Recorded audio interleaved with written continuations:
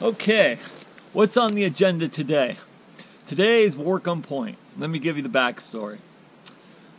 During World War II, there were a bunch of different locations set up to spot enemy aircraft that might be coming in from Japan over the Washington coast, coming up through the Olympic Mountains or around the Olympic Mountains and attacking Puget Sound. A lot of fire lookouts were used, a lot of places just on the ground in people's farmers' fields, anywhere where you could see the sky really well.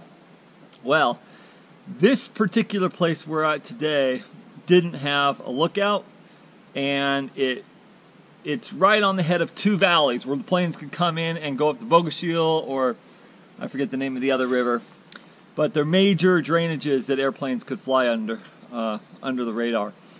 So they put a aircraft warning station, a building about 12 by 14 feet at the top of this ridge, and we are many miles in Olympic National Park, and this was 75 years ago, and I doubt many people have been there since. It was abandoned at the end of 1943, and at the end of that season, and there's a good chance I was hoping to find quite a bit of stuff up there. I've actually already been up, but you'll see in the footage.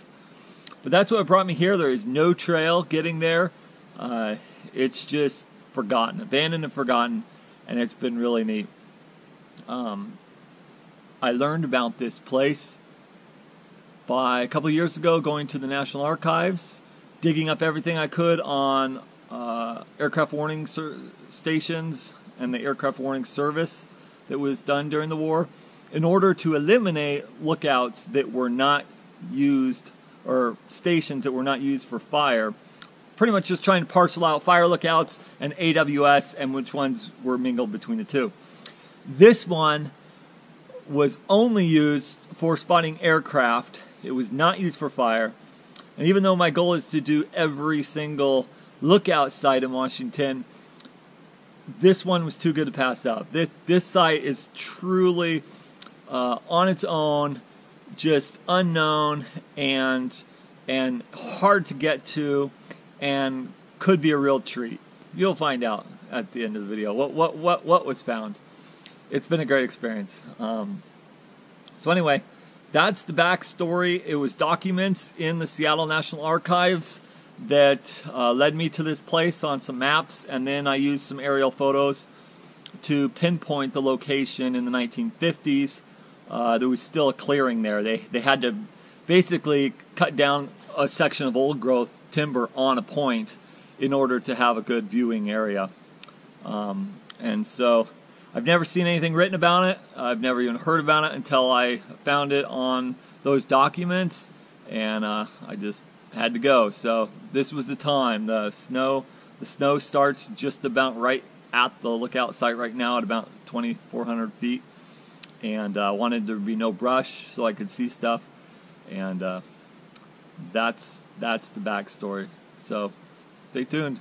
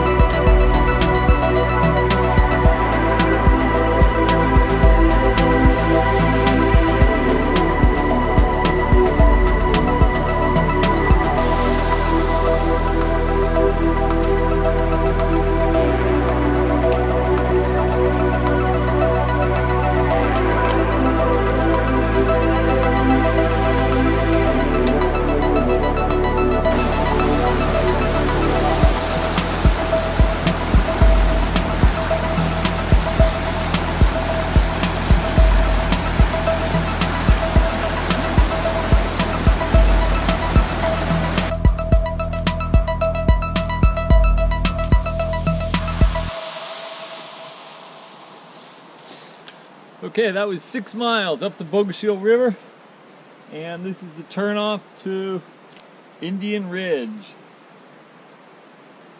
and the Snyder-Jackson Trail.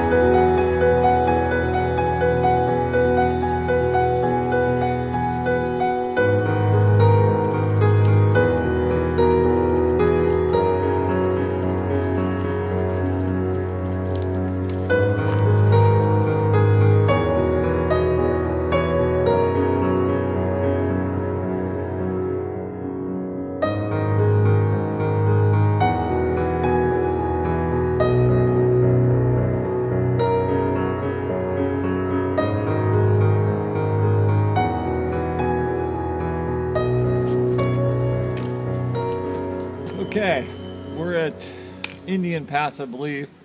If not, it's just up the trail a little bit. This is just about where I think I wanted to head out, and we're about a mile and a half past the Bogachiel turnoff at Indian Pass. Interestingly, there's some sort of log here that's been, tree here that's been topped and has some cut lines, and I'll show it to you here. It's very interesting.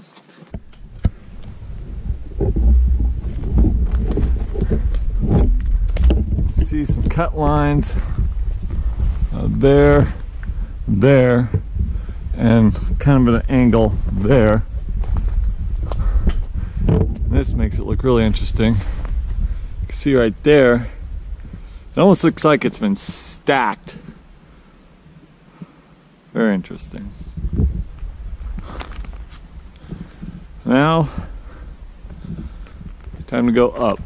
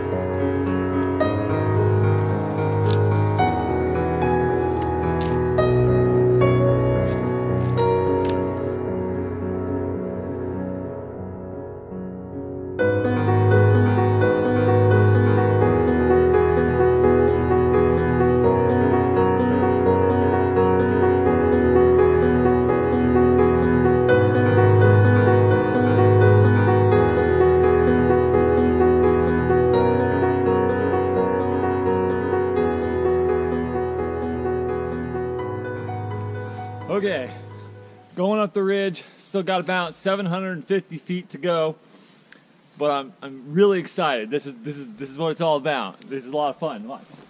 So up here, I'll pan this up here.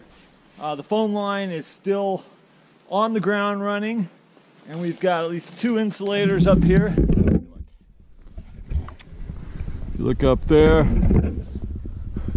we got phone line running all the way down here,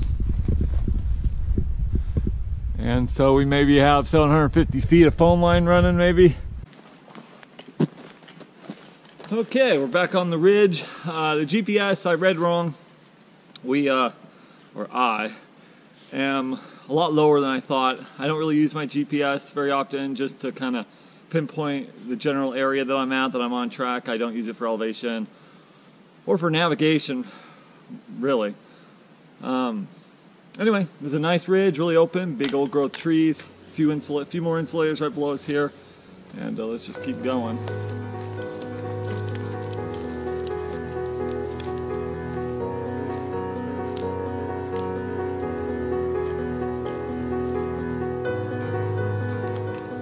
Well, the trail finally narrowed enough to where you could see the old tread of the guys that came up here, and found this on the ground.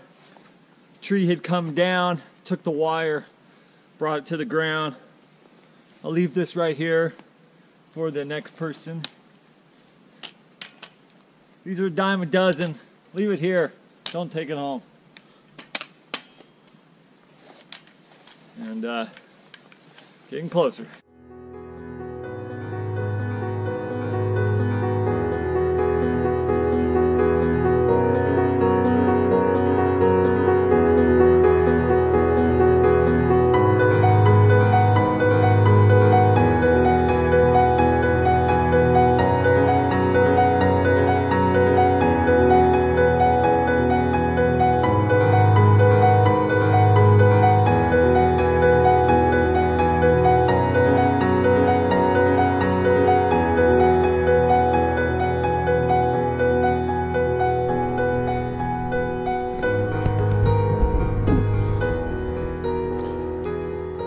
Okay, here we are.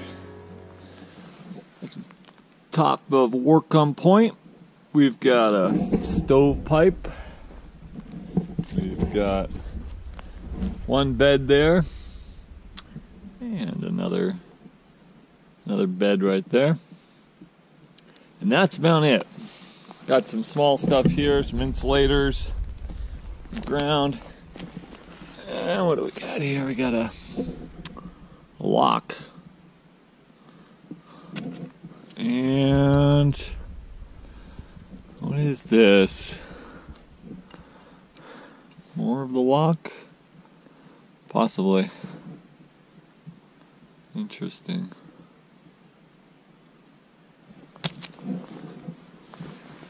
And further over, some more insulators over there, down there, and there's a bathroom. What's left of it down there.